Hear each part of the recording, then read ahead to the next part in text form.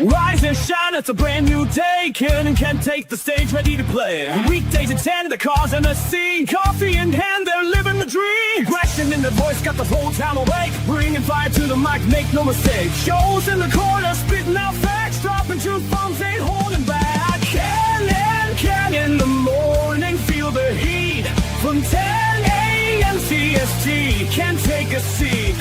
Live that loud, that break in the mind.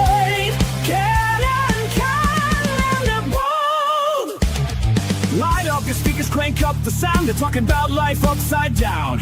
Opinions exploding like a sonic blast. In the studio, they're built to last. With passion and grit, they engage and ignite. Every single week, they're a force can't fight. From sports to politics. This is a Huddle Sports Network broadcast. You can find us on Roku TV, Amazon Fire TV, Facebook, and of course YouTube. Get all your NFL news here first. Good morning. Welcome to another edition of Ken and Ken in the Morning. Of course, we got Ken the Beard, Packer fan, and Joe this morning. Good morning. How you guys doing? I woke up. I'm breathing, so it's got to be a bonus. Hey, remember, work is a plan perpetuated by the man to keep a brother down, and we are the resistance.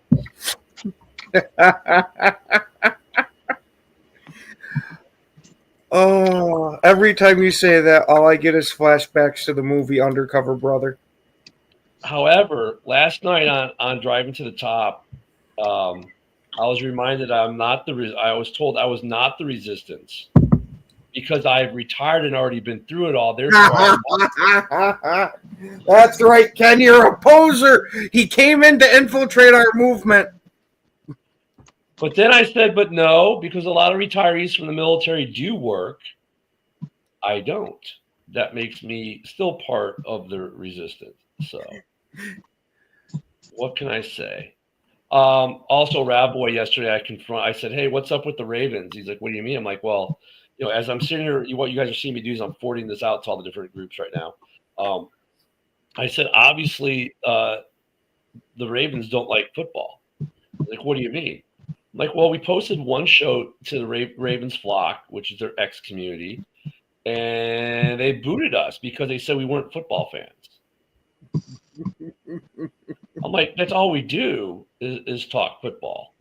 And they had like over 200 people watch us that day from their X, and they're like, yeah, they're very competitive. They don't, if you're not 100% just them, they hate you. I'm like, well, I kind of like the Ravens. I have some Ravens stuff in my collection. But okay, whatever. I guess I have to hate the Ravens now because I'm not 100% their biggest fan. So now I must hate them according to Ravens fans. So I'm like, okay, well, Raven fans, I guess you kind of suck. Kind of like as I posted. Do they get to join Kansas City in sucking on Joe's left nut? Or do they not even get that designation and they got to go for the ass cheek? Yeah. 3 toes. They get the 3 toes and 1 ass cheek.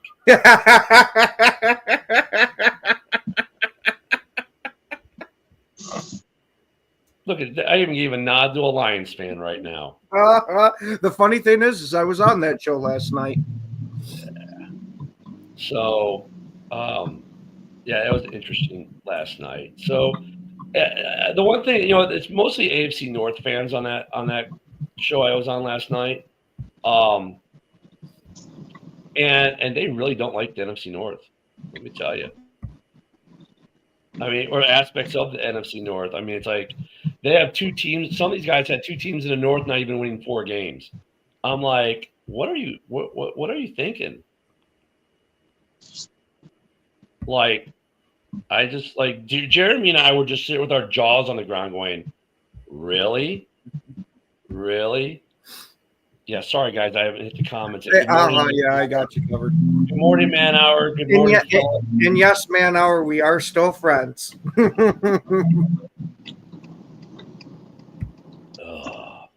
Almost done. There's a lot of you people on X. Let me tell you about that. I mean, I wish X make it simpler. And go pack, go there out, but it doesn't. Hey, Big Blue. Good morning. And out to Big Blue. There's some good fans over there. And the But last who are the two teams in the North that they didn't have winning 4 games? Was it Cleveland and Cincinnati? no. The NFC North, Joe. The NFC North. Oh, Wow. the NFC North. Who the hell did they say was only going to win 4 games? One guy thought that the Vikings would win like 4. And one guy thought the Bears would win 3, which would be worse than last year.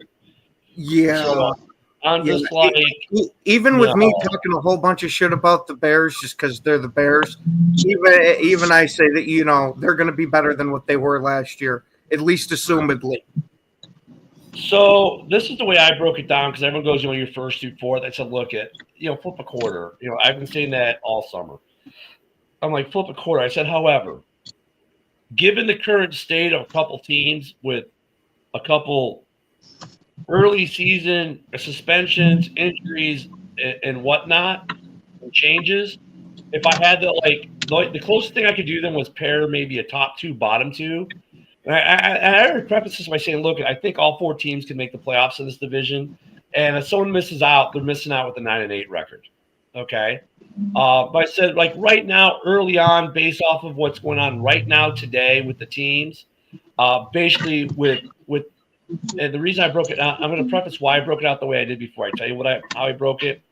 I said the reason the Vikings aren't in the top 2 for me today is no Jordan Addison for the first 3 weeks, right? That hurts him in 2 divisional games right off the bat. It kind of puts him in a little bit of a hole with basically a first-time starting quarterback in J.J. McCarthy, right? So that's how I prefaced that for the first couple games. And I said with the Packers, yes, they made the trade. Yes, they got Micah Parsons. However, he's going to be on a pitch count for the first 3 or 4 games until the bye and until he's fully integrated. Just to begin with, as they integrate him, he's going to be on somewhat of a pitch count, which we already knew. But now you add in the back injury stuff. And so basically, anytime, basically for the first 3 or 4 weeks, this is how you deal with Micah Parsons. When he's not in the game, you throw. When he's in the game, you run.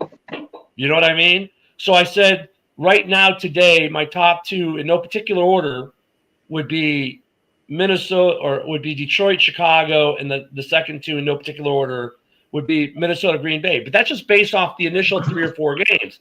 That doesn't mean that's not how the whole season's going to go, right? But because in the initial, yes, the Vikings are going to suffer in week 1 without Jordan Addison in week 2 and week 3. With the Packers, yes, they just got Micah Parsons. Yes, he makes them better overall. But in the initial first couple games, he's on a pitch count. They lost Kenny Clark, which hurts the run defense, and that defense is going to have to adjust a little bit. In the first 2 or 3 games, there's going to be a little bit of a transition, and Micah's not going to be full Micah yet, right? So that's my reason. That's because they pushed me into that corner. It's the only reason I can break that down that way. I just want to know how we went from you saying that after the Micah Parsons trade that Green Bay went from being the favorites to the division back down now to a coin flip. No. For me, it's still a coin. Well, the initial reaction before you actually start thinking about it, oh yeah, but then you start thinking about, okay, what they give up Kenny Clark, what's this mean in the aggregate for the entire defense? No, Philip Bagent doesn't start at all this year unless Caleb gets hurt. Okay, it's to be honest, it's like I keep saying, it's a good trade. It makes you better. I just don't know, honestly, if it's early man hour. I don't know if it's that much of a game changer. It raises their bar, but it's not like you went from 50 to 90. You know what I'm saying? I mean, yeah, it raises the bar for Green Bay. In the division, honestly, it doesn't tilt it one way or another within the division.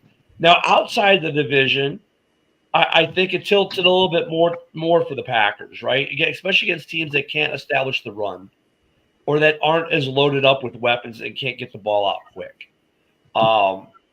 So, yeah, I mean, it's still a great trade for them.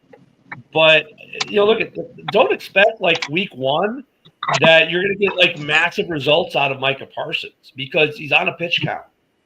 And he's got, he's not 100% healthy. He's still not, that's not to say he's not going to be really good. He is. But they're going to game plan around him. And it's not like teams haven't game planned Micah Parsons before and figured out ways to beat him. He only stops to run about a third of the time. You can run on him. That's what guys are going to do.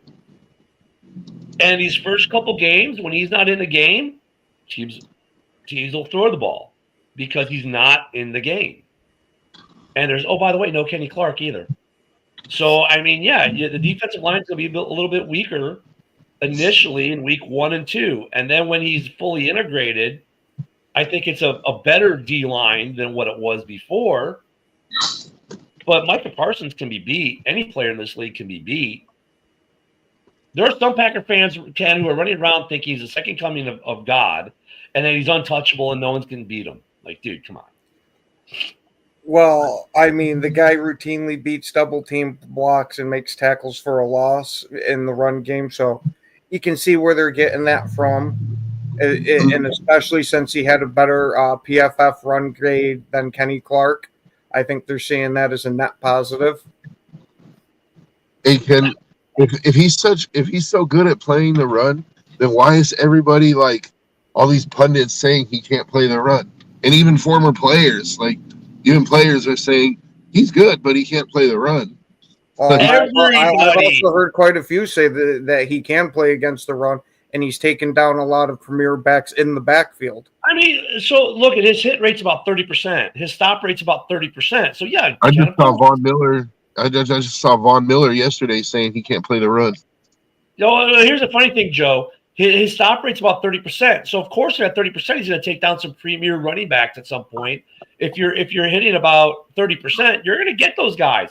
But here's the difference, Joe. They're not, those people you're listening to are not Packer fans.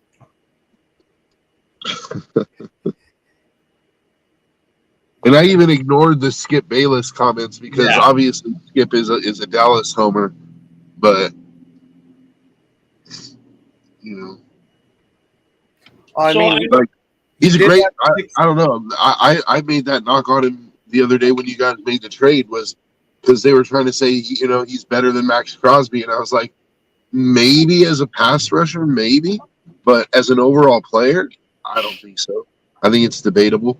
He's got a 65.5 grade against the run. I mean that's not world beater type of stuff, but it's not horrible against it. But even going back to my initial comment of like why I put the Packers, in that bottom half of the first, because yesterday when I got pushed in the corner on it. Look at these first couple games, he's on a pitch count, right? Hey, good morning, Cam. He's going to be on a pitch count. He always was going to be on a pitch count because he's not fully integrated into the defense yet. He's on a pitch count. But then they come out with the news about the back injury, right? And that is significant, even though Packer fans like Ken yesterday were trying to downplay it. So, it's not that big of a deal. Ooh, speaking of that, I researched the injury last night. And most people, as long as they have actually got it medically taken care of, don't have a problem with it again. It lingers if they did not get any medical treatment for it. Okay, then it does become a problem. Ken, he's not most people. He plays in the NFL and he's constantly getting hit, pushed, banged, dragged, slammed. And also has the best doctors in the world to look after him. But the thing is, you can't take for most people and apply it to an NFL player for any injury. The key word is it's an injury. It's going to have an effect. Just like last year, like Montez Sweat had turf toe for the entire friggin' season. Most people get turf toe within a week or two, it's gone. For him, it lingered the entire season. Why? These guys don't do normal people things. But that's part of the pitch count for the first couple of weeks. So that's why I put him where I put him for the first couple of weeks because that's just like. And Jim, you hit the nail right on the head. We're going to find out this year how much of a back problem that Micah Parsons had. Well, we know he's going to play just on a pitch count, right? That makes that defense weaker for the first couple of weeks on a pitch count. When they play the Lions this week, he's on a pitch count. So the Lions, here's what you're doing for the Lions, right? When Micah Parsons is in, you run the ball. When he's not on the field, you're throwing. That's simple. And even if when he's in, you make him stop the run. And if you establish the run, now you can do play action and stuff like that. So Micah Parsons is really going to help this Packers team out when people have to throw, for sure. Yeah, you run right at him. That's the storybook on him. You run right at him. The book on him is you run at him. But if you let this guy rush the passer, you're in trouble, no doubt. You just mitigate that by not letting him rush the passer, by doing other things.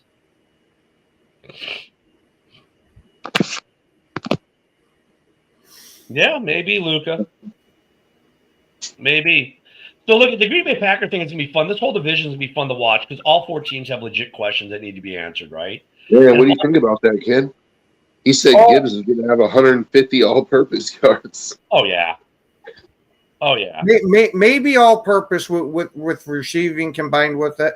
That wouldn't surprise me for a Gibbs stat line. I mean, he's the focal point of their offense, so you'd hope that he would if you're a Detroit fan. Hey, hold on, man, hour. What do you guys think about this? You can't really double an edge rusher. Really? What? He calls us crazy when he says that. You sure can double an edge rusher. Yep. It's done all the time. Yeah. Yeah. You chip them and know it. How does that make the pass rush even more effective? Because I'm assuming he's saying that it takes the focus off the other guys to where you're focusing on one specific guy and putting 2-3 guys on them. If you chip him with the tight end, how does that make you more? With the tight end, and if you get a good chip, it knocks him off of his rush. And now St. Brown is wide open. Or something. I'm saying. Dude, I think WebMD makes everyone an expert now, don't you know? So, well, not necessarily. You don't have to play design calls for the tight end to block. Yeah, that's crazy. It takes him out of the route. Darren Waller used to chip all the time and still catch 100 yards a game, dude. Like, they will. They will, John. I mean, I love it. Yeah, well, that's by design. The tight end's taken off the route, or he chips and then breaks free, and they dump the ball right at him. We see all the time. I just think it's. I mean, I just think it's funny. You're right, Luca. Fans are going to fan because the way Packer fans talk about Hutch, like, oh, he can't play anymore. I mean, some not you, but there are some. Oh, Hutch can't play anymore, blah, blah, blah. I mean, look, granted, Hutch is coming off of a big injury, but it was a big injury where he was able to heal 100%. He should be good to go. Yes and no. With that is there's that myth that's out there that when a bone breaks, it heals back stronger. In the very initial process, yes.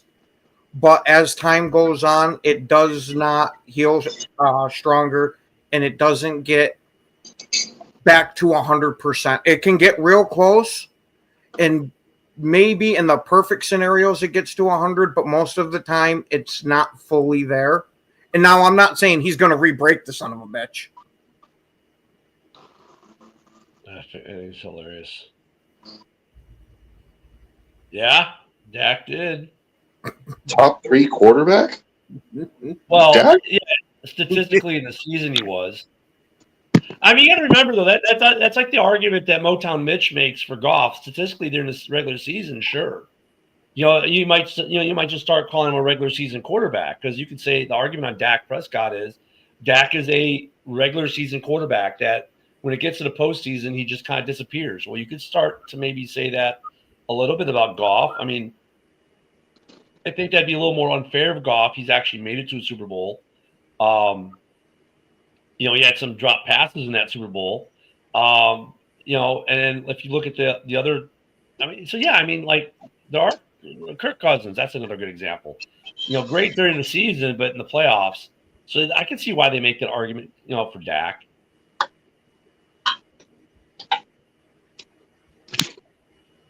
Doesn't matter, Jim. Packer fans, doesn't matter.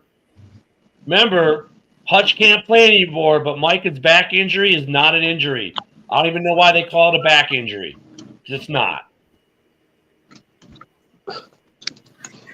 Yeah. Oh, this season is going to go beautiful. Oh, the season's going to be a lot of fun. Don't get me wrong. But can you understand? Let me see. Wait. Yeah, I know. I look at statistically speaking, in the regular season, he's great for fantasy.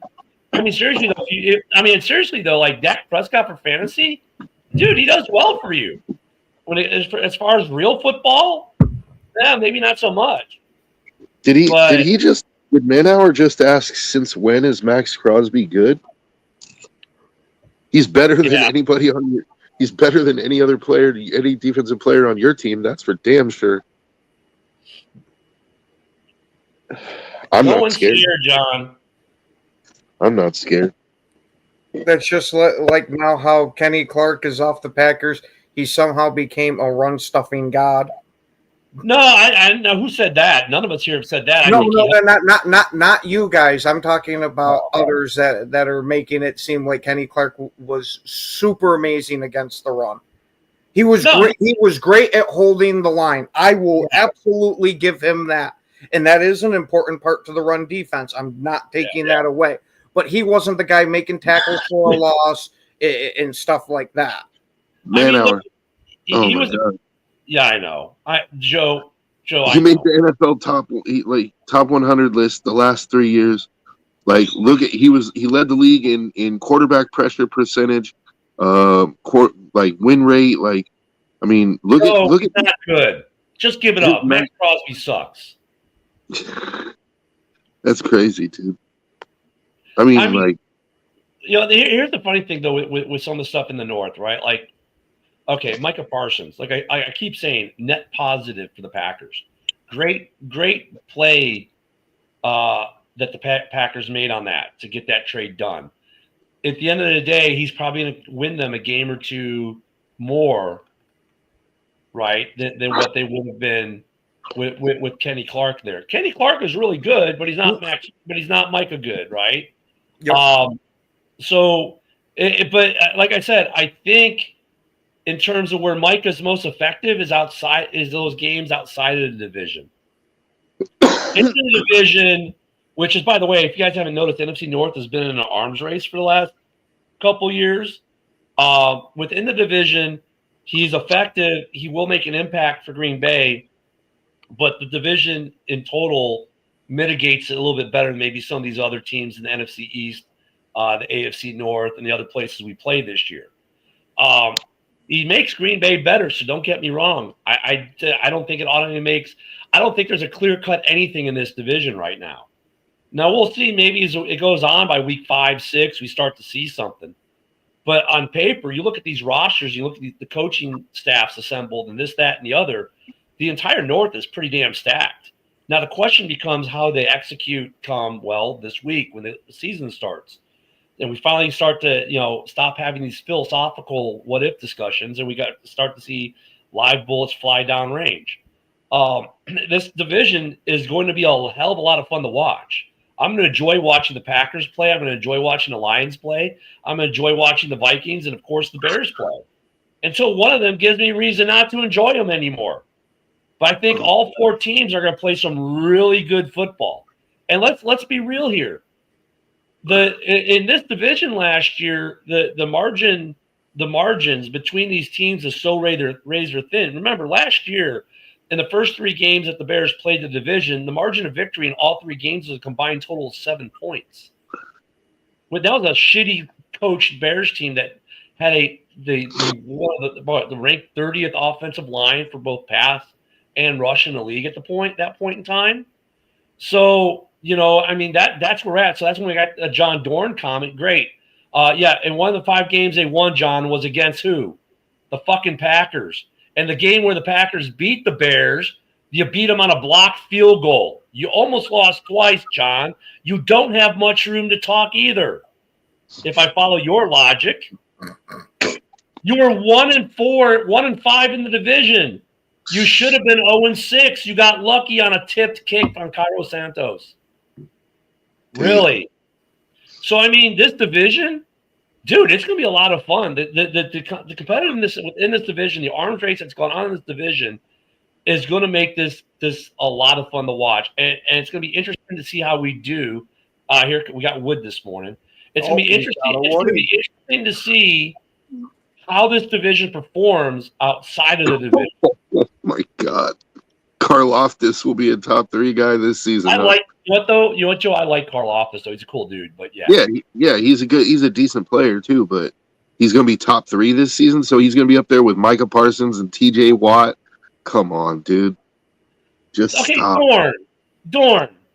There's no excuses here. You lost one to the Bears by a field goal. You beat the Bears on a blocked field goal. So if we had bad quarterback play, what's that say about the Green Bay Packers? You didn't exactly tear up the scoreboard and tear it up against the Bears last year. Sorry I couldn't come on earlier. I was on the throne. But, wow. Oh, who can I argue with? Who can I argue with? Because I saw a lot of fucking stupid shit. You can argue with Dorn because he thinks the Packers are light years ahead of everyone. You know, and then there's Manauer. He thinks Max Crosby is not a good edge rusher. What's up, Eric? But we got to ask Ken that's on the show. I mean, are Packers that much far in light years from everybody else now? Light years, no, but are they the favorites to win the division? According to Vegas and the other sports books, yes, they are. Because of one player. Yeah. You're telling me that Micah Parsons is going to bring you to the Super Bowl. The reason why you didn't go to the Super Bowl is because you needed one defensive player. That's what I'm thinking. You might not get Super Bowl, but you should get NFC Championship. But it does put the Super Bowl in a lot more realistic look now. Okay. That'll be a profile pick at the end of the year. Yeah. Wow. All right. So I saw Dak. Can I fucking go on this? Yeah, go off. Dak is wow. I mean, that's like saying Dak is probably the best quarterback out there that hasn't won a Super Bowl. So are we going to even compare him to Dan Marino? No, not at all. Dak is not even top 8 in my opinion. No, Isaac, I was not watched Penn State beat the community college right around the corner from my house too. No. So. Broski, how dare you bring up stats like that to John Dorn? Bad, Broski, bad. Listen, where was the stats? Who is better than Dak? Oh, I could certainly see Joe Burrow. That's an easy one. Mahomes. Lamar Jackson. Herbert. I'm saying Herbert. I'd take fucking Matt Stafford over Dak Prescott. Wow, he said only correct answer is Josh Allen and Mahomes. So you're saying Dak is better than Joe Burrow? Whoa. Wow. Dude, whatever you're huffing, like, I want some of that shit. Lamar is not trash. Guys don't win MVP if they're trash. They do if they're not wearing the rating system on the side of their helmet. So let's go back. Ken, I heard you talking before about injury is not an injury or whatever like that. What were you talking about? So, yeah, Michael Parsons has a back injury, right? Mm-hmm. So he's on some kind of steroid to help correct it, whatever. Prednisone. Yeah. So look, we already knew he was going to be on a pitch count as he integrates into this defense for the first couple games. But now the thought is with this injury, the pitch count, once they went from 20 to maybe 15 or 10 until he clears his back injury. But it's a back injury. Back injuries never fully go away. And then Ken said, well, according to what he looked up on WebMD and other places, I guess, that this back injury, as long as it's medically treated, can go away. But it's like, dude, that's for normal people. Micah Parsons is not like you or I. He's not a normal person. He plays football in the NFL. So he gets hit, he's getting hit, banged, thrown, whatever. That back is going to get stressed and pressured every time he steps on the field. Yep. So he's not normal people. So like I'll say this, I'll give Ken credit here for this one though. I didn't say this before. Yeah, when the offseason comes, if he rests it and does everything the doctors tell him to, maybe he'll fully heal during the offseason. But for the season, I think it'll be probably some kind of lingering little thing that may or may not, I don't know how much it'll affect him throughout the entire season, but he'll never fully clear it during the season. It's almost like he spent all of training camp resting and getting some type of treatment. Well, the last preseason, that's why he was laying on the medical bed in his civilian clothes the last game. Everybody's like, it's a contract holdout. No, he was resting his back. But Ken, the point is he's not 100% yet, and they've acknowledged he's not 100% yet. I don't think he'll be 100% on the back all year. But you know what, though? Look, at the same time, okay, while we're saying, hey, Micah Parsons has an injury that may affect him, here's the thing. Yeah, he's got an injury that may affect him, but that effect may be minimal. I'm not saying it's like he can't play all of a sudden, that he's not going to be effective.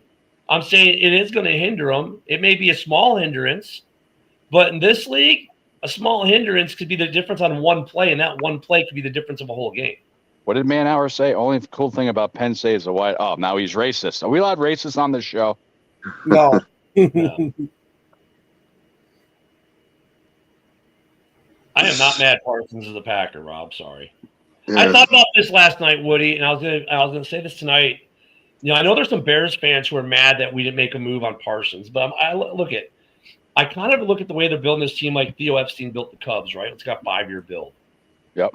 And when you look at the cap and everything else, there's a structure to it. And going after Micah obviously destroys that structure. And if right now the biggest issue in Chicago is we want another edge rusher and maybe another left tackle, right? If those are the two issue points that most Bears fans have, you've got another year of building to do, and you've got another draft and another round of free agency. And with the way they've structured their money, who knows? Maybe next year it's structured in there where they go sign Trey Hendrickson for 2 years, and then they draft in the first round they get another left tackle. Listen, I said back up. I said it the other day. I'm like, hats off to Green Bay getting know now. And I heard what was it the other day? The day after the trade, I forgot the Packers fan's name. I'm going through Facebook. I always knew that Packers were going to get fucking Micah Parsons. No, you did not. That wasn't even a scenario. But again, hats off to them. They got a defensive player. Now he's on opposite end of Gary, and that now Ken said, and it's NFC Championship game. But it's how far Jordan Love will take you. That's the real question about how far you'll go. Well, and I've said this a couple of times. That is, I just watched John Gruden breaking down the Green Bay and Lions game that's coming out, and John Gruden came out and said that Jordan Love is one of the best young quarterbacks in the league. So, okay, he hasn't shown it yet, and I think everyone agrees that last year he didn't earn the $55 million.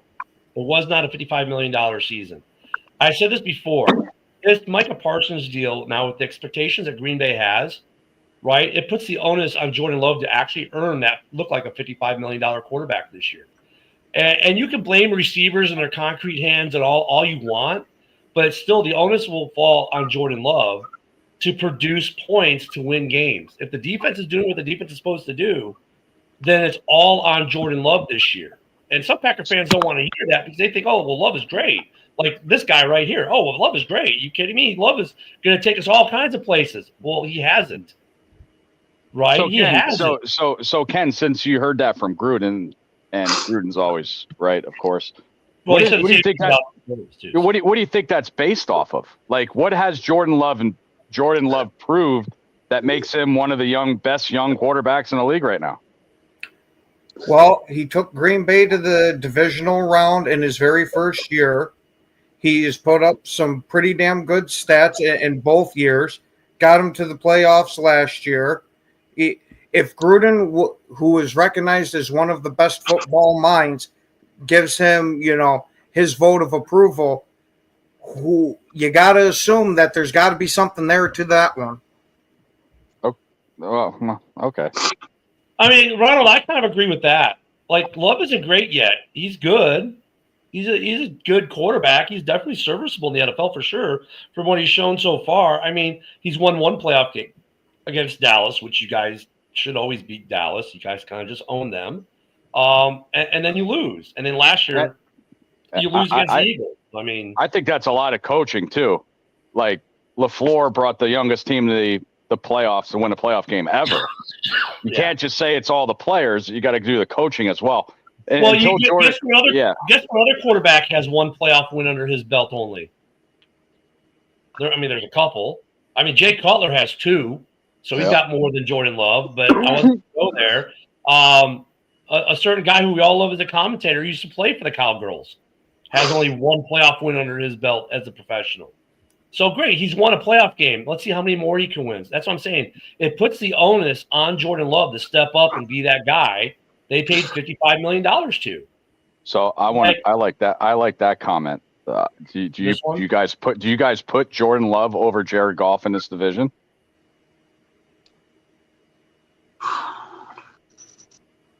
Wow. I could hear a fucking cricket right now. I was going to say I'm waiting on Joe since he's the one outside of the division. I mean, statistically, no. But if the, I don't know. I like Jordan Love. I like Jordan Love's mobility, and like I've seen him throw some really nice balls. Like, and it's kind of a hard one because it's like statistically, no, Goff has way better numbers. But if I had to choose which one I would rather have in a game, I would probably go with Love.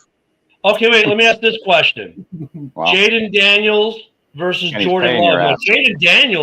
Jaden Daniels has already won 2 playoff games, and he beat the number 1 seed last year to get to the NFC Championship. Is he better than Jordan Love? And he's won more playoff games than Jordan Love.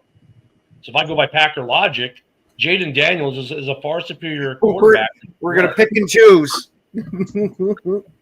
I don't know, but I think honestly at this point I would run with Jaden Daniels over Jordan Love if I had to choose. Oh yeah, that kid's incredible, dude. That's an interesting comment. Thanks, Joe, for rubbing it in. I appreciate it. Okay, Love hasn't hit his ceiling yet. Goff has. I don't know if Goff has necessarily hit his ceiling, but I think that's probably not a bad argument. I also don't know if Goff has actually hit his ceiling yet. But here's a question: where is Love's ceiling? I mean, how long do we have to hear this argument?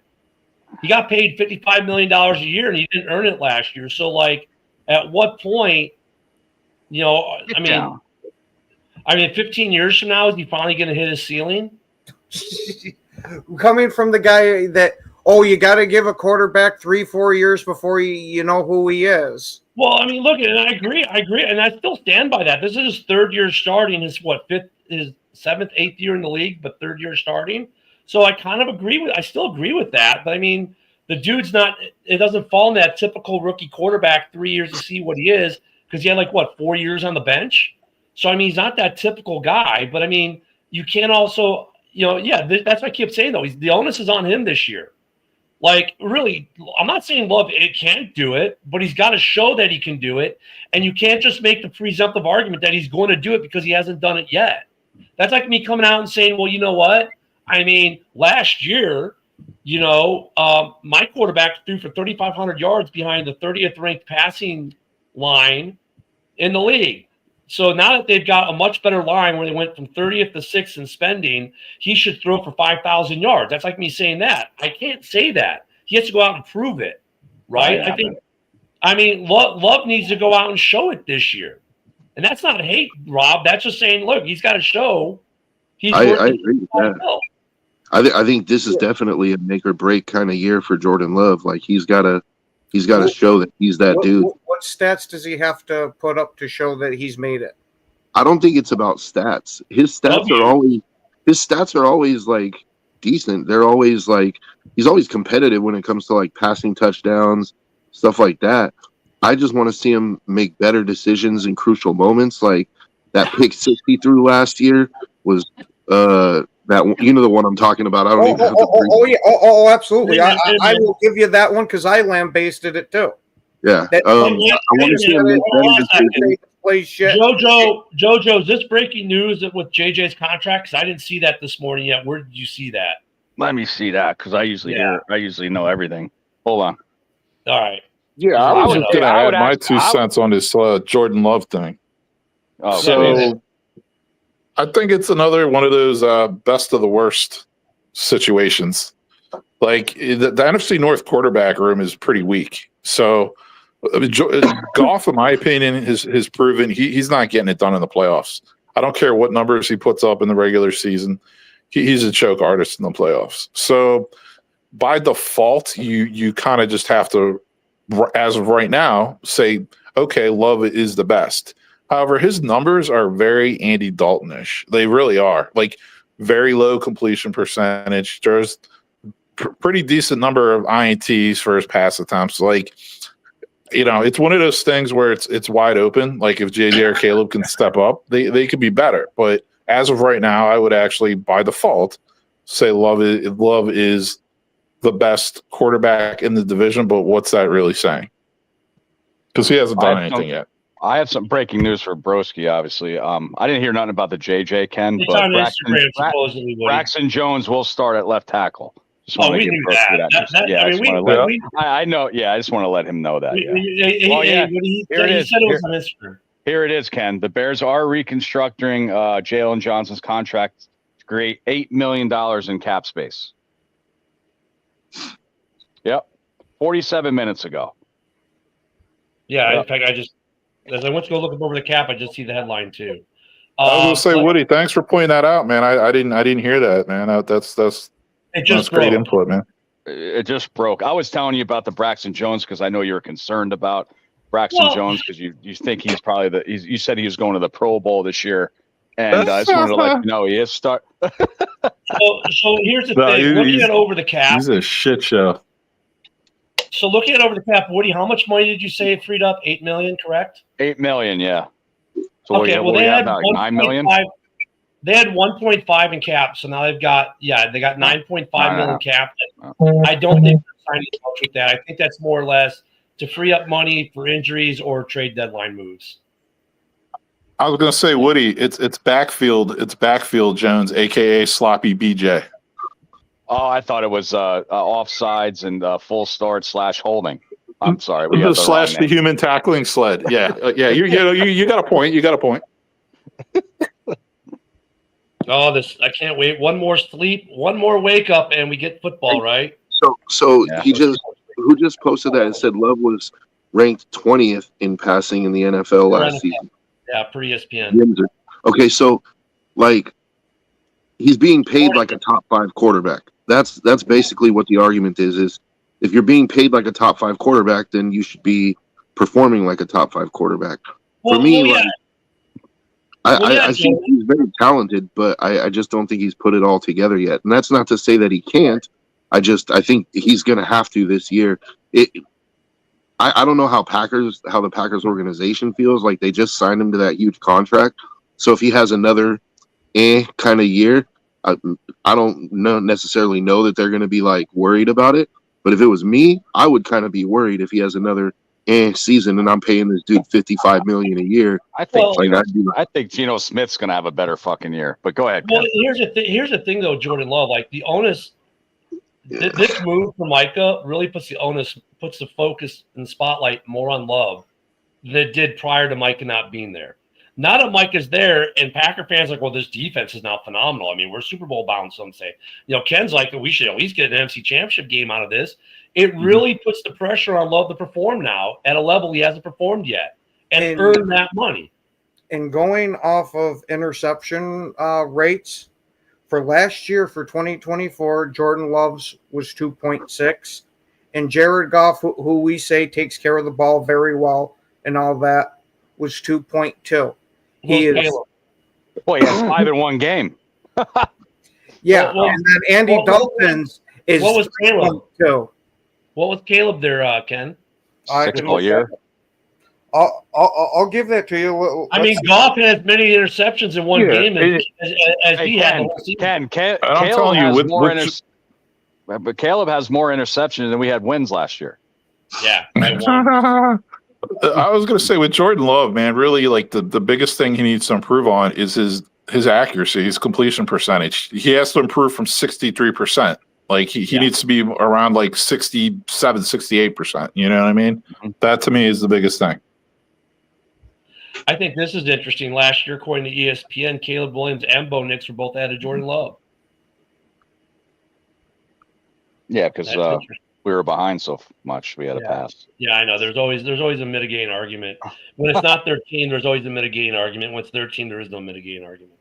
Mhm. Fans will fan. Fans will fan. I know, I'm an asshole. And I'll give it to you with Caleb Williams. He had a 1.1 percentage last year. Well, according to John, that's just because he doesn't throw the ball enough. But however, he is second all time in the NFL for attempts to interception, and second, mind you, to a Packer, former Packer, right? And Aaron Rodgers. That's pretty good company to be keeping there. Well, Ken, all these stats mean a lot, but every fan wants out there want wins, not stats. They want wins, and this is going to be an interesting division for this year.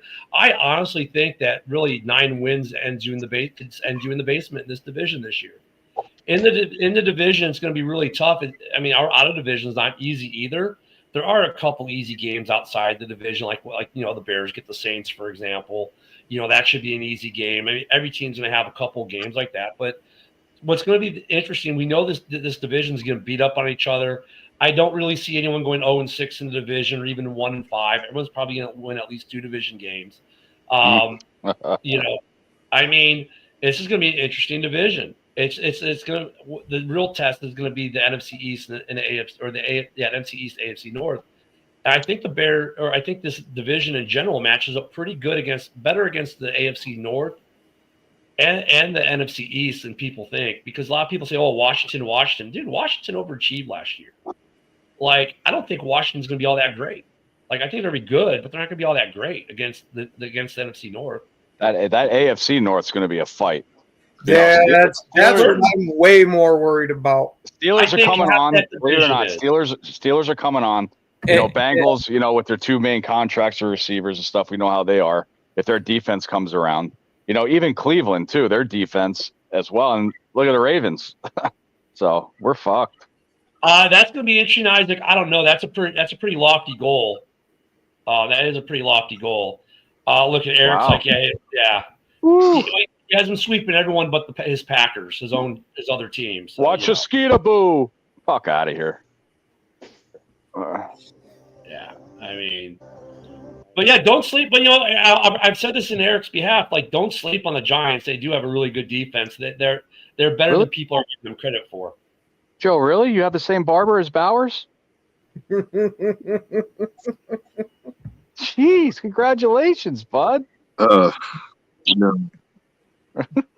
It's got to be real hard cutting those 3 strands of Homer Simpson hair. Wow. Oh, the Steelers are an interesting team. Yes, they are.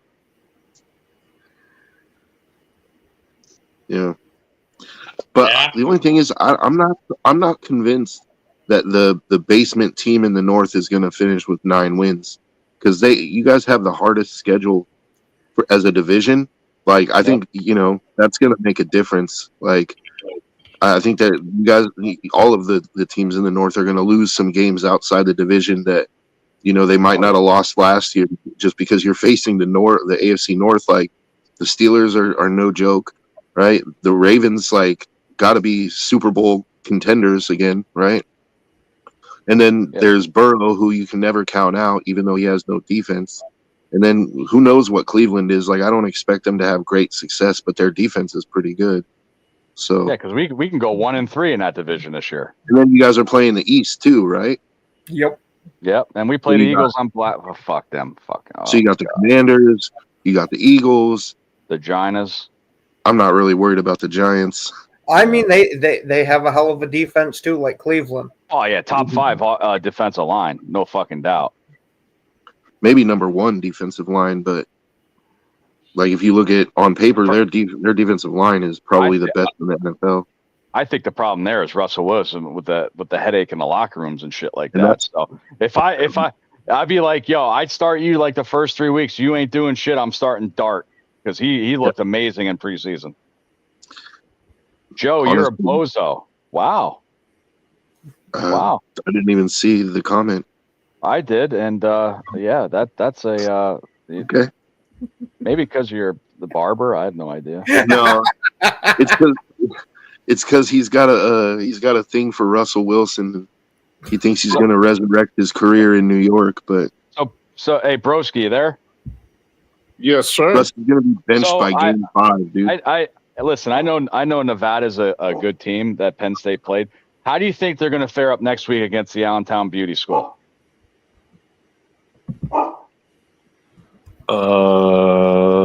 What? They play Allentown Beauty School next week. I just want to know what your take is and what the score might be. Well, yeah. Oh, Next man, question. He's fucking speechless, baby. Next question. I love it. Hey, I'll say this. I may be homering out a little bit for the division when I say that division basement is 9 wins. I may be being a division homer, but why not? I said 9 and 8. Week 4, the Penn State Oregon game. I mean, that's going to be their first big game. So that's in a couple weeks. I mean, typically the big teams, like, they schedule cupcakes like their first 2 or 3 weeks. I mean, it is what it is. But yeah, man, Well, that's Texas, going to be a Ohio big State, game because I'm going to tell you this right now. Oregon and Penn State might have the 2 best offensive lines in college.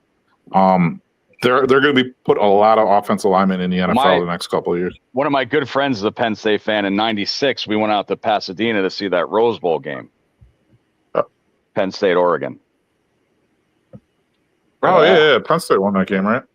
Well, fuck Yeah. you. Anyway, Yeah. I know what you're saying. I know what you're saying. Ken, I said 9 Dude, and 8 Oregon's too. loaded. I Oregon's said- a nice-looking team. I said Bears are 9 and 8. So you never know. That's why they play the games, right? As a fan of the NFC North, this is one of the more exciting seasons I think we're going to have or had in a long time coming into it. It is the return. Last year we said it was return to the black and blue, and that was somewhat true.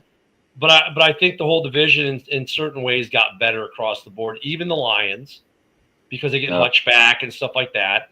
All 4 teams, there are legitimate questions to all 4 teams, whether they can do certain things like, will Jordan Love step up? Is Ben Johnson more than just a good coordinator? Is he a good head coach?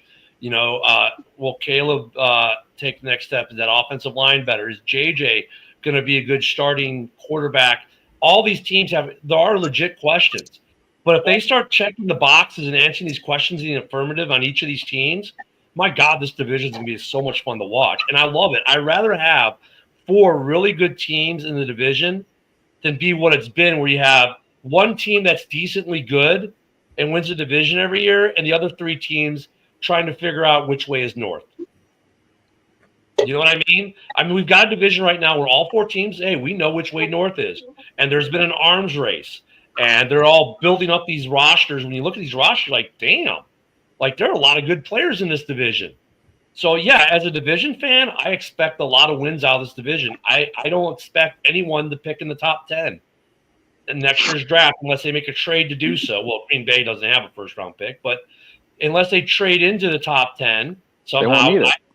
I don't They won't expect they won't need it, right? Because They won't need it. They're winning the Super Bowl this year. Yeah. So, I mean, They can. that's funny. So I mean, honestly, this division is going to be a hard division. Oh, here we John go. was trapped in last year's team, with the coaching. Did you, Ken? Did you, Packer Ken? Did you claim Dorn? Oh, absolutely. Okay. Just wanted Hey, Woody, to- I just took a dump that has more smarts than Dorn, so don't worry. Hey, about so it. did I. That's why I didn't get on because I was on the Yeah. throne. Yeah. Oh, I cannot wait to see what Dorn's response is going to be. Oh, I thought you were gonna say you wanted to see what my. Hey, you- I don't do that. Actually, we haven't, Dorn. We haven't seen the token. The token. No, Caleb. he said it. He Oh, said did it way earlier. Yeah. I mean, Woody, it's they okay. don't I call love it Brown Dorn. Bay for nothing. They don't call it Brown Bay for nothing. They don't call it Chicago for nothing either.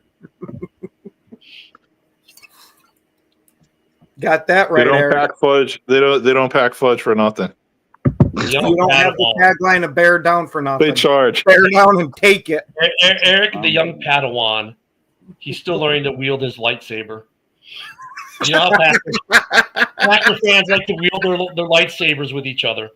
No, Eric's Eric doing a has a little too much lightsaber? of Eric's doing a little too much of handling Russ's lightsaber.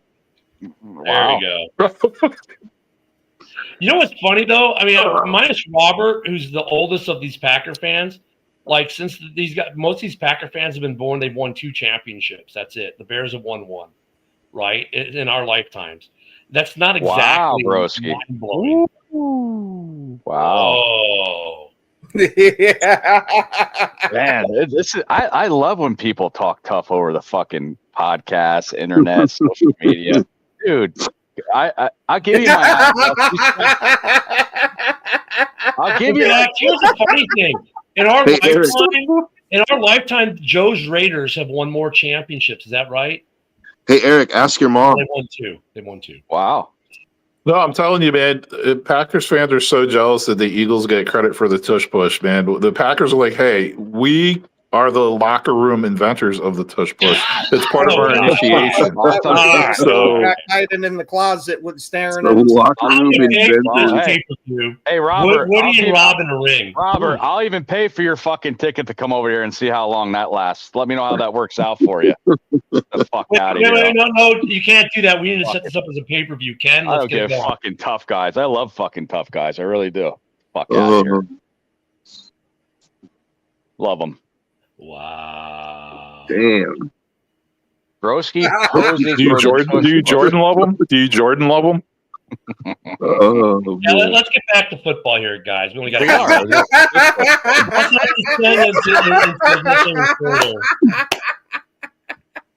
That's Oh right. my Hey, god. Eric, the soaked sheets would say different. That's what I thought, Robert. That's what I thought. Hey guys, we get football tomorrow, by the way. Oh boy. Oh, we do? The We have to She-Eagles. talk about that. Fuck. Oh my god. I had to say it. I said She-Eagles. I know, but fuck, man. This I mean- play, Pennsylvania is my job tomorrow is going to be fucking nuts, and that's all I'm going to hear. We send the Eagles Twitter, so you know that they're going fly Eagle fly over there. That's I'll gonna be a fly fun Eagle game fly. tomorrow. That's I'll gonna fly. be that's gonna I don't be know. a fun What- game. With George Pickens out, that'll help the fucking Bears too, because he's suspended indefinitely. Correct? That's what I did. No, he's hear. not suspended. He's Oh, not I didn't say he was suspended indefinitely. Now KC Yeah. has some Yeah, I've suspended. been hearing stuff No, I about him being suspended too, but then I'm also seeing stuff about him not. So I have no idea which way it's going with Pickens. It was a Facebook rumor. Oh, okay. I want I to. got Well, you know, tomorrow we start to see if the Saquon double curse is real. It's a triple curse now. Oh, it's a triple He- curse Is it? now. Yeah, So he's going to hurdle and flip and land on his head. Is that what you're saying? He was now the number 1 player in the top 100 too. Oh God, they keep Yeah. adding curses. Boys, tomorrow we start with live bullets. No more preseason. No more looking what trades are we making, what free agents. It's mostly done. There'll be some minor moves still. Some stuff happens, but it starts tomorrow, guys. This is it. We have games we don't have a game Saturday, but we have tomorrow, Friday, Sunday, and Monday. Boom, we're in it week 1. 4 games of real football. All the speculation finally ends, and you get to find out what your team really is. Well, no. You get to get an idea. I don't think you find out till week 3 or 4. Finding out. Yeah, there we go. That's better. Yeah. I'll let you know after a week. I'll let you know after the bye week. Yeah. Bears Packers get the early bye. I think that helps both teams in a weird way now. But hey, we'll find out more tomorrow. Don't forget tonight at 7 p.m. Central, we have Hallis Hall Report. Followed by, depending which one you want to watch, the Red Zone Rant at 8 or JB's Roundtable at 8. So yeah, we have a full day. And don't forget, we got the MMA show today at 2 p.m. Central with Joe and Ken. Looking forward to that. Some good stuff they're going to be talking about there. Guys, enjoy your Thursday or your Wednesday. There we go, your Wednesday. See, I tried to make it tomorrow already. Enjoy your Wednesday. We got football tomorrow. We'll see you in the morning. Thanks, everyone. Have a great day.